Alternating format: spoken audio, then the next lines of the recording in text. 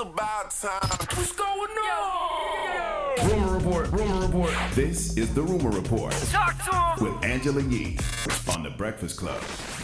All right, well, Quentin Miller is upset about this title of being a ghostwriter. He said he is not a ghostwriter anymore. And part of the reason that he's upset is that people are trying to say that he ghost wrote for Nas. Now, saying that you worked with Nas doesn't necessarily mean that you were his ghostwriter, but people are alluding to that. For some reason, people are online saying that just because he said he did work with him. He said Hit Boy called him to the studio, and just because you're in the studio with someone doesn't mean you're writing for them. So here's what he had to say. Quentin Miller is not a ghostwriter. And I want all the artists out. I don't give a if I never work with another artist again. I don't care. I do not care because I hate the business. I am not a ghostwriter. If you work with Quentin Miller, you worked with Quentin Miller. And you better be okay with saying that you work with Quentin Miller. Now, when it comes to the Nas situation, I pulled up on Hit Boy. That was a situation with Hit Boy. I'm in the room. I bounce some ideas out. There we go. Clear it up. I just bounced some ideas. Couple ideas went. That's it. That's all that happened with the Nas. But I am not a fucking ghost. I am not a ghost. I'm sick of this.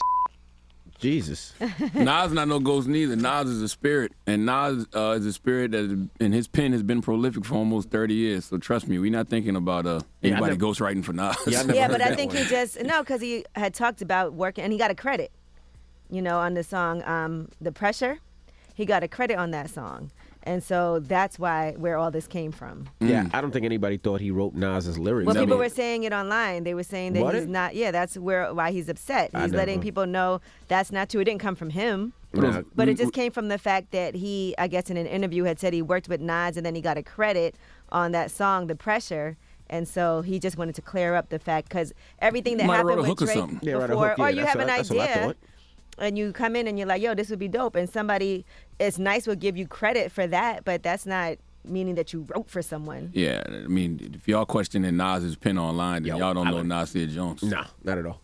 All right, now Serena Williams was on the Business of Feelings podcast, and she talked about her intense personality. She said that also is what helped her become one of the greatest professional athletes, but it's also anxiety. Here's what she said.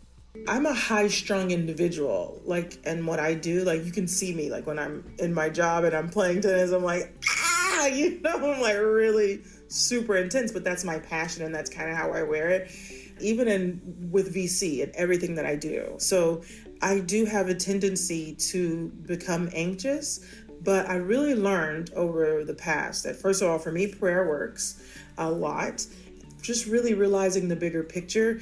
And it really has helped with my anxiety. And I'm just like, you know what? At the end of the day, in 10 years, in 5 years, in 3 months, is this going to be super important?